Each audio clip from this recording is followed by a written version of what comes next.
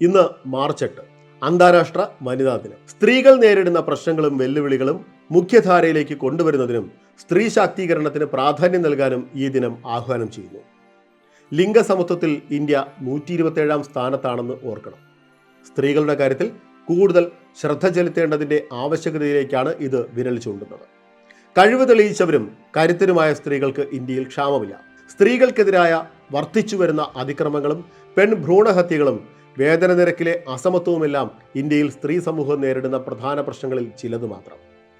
ന്യൂയോർക്കിലെ തുണിമില്ലുകളിൽ തൊഴിലെടുത്തിരുന്ന സ്ത്രീകൾ മെച്ചപ്പെട്ട തൊഴിൽ സാഹചര്യങ്ങളും കുറഞ്ഞ തൊഴിൽ സമയവും വോട്ട് ചെയ്യാനുള്ള അവകാശവും ആവശ്യപ്പെട്ട് 1908 മാർച്ച് 8 നടത്തിയ സമരവും അവകാശങ്ങൾക്കായി നടന്ന ശബ്ദമുയർത്തലുകളുമാണ് വനിതാ ദിനം എന്ന ആശയത്തിലേക്ക് നയിച്ചത്.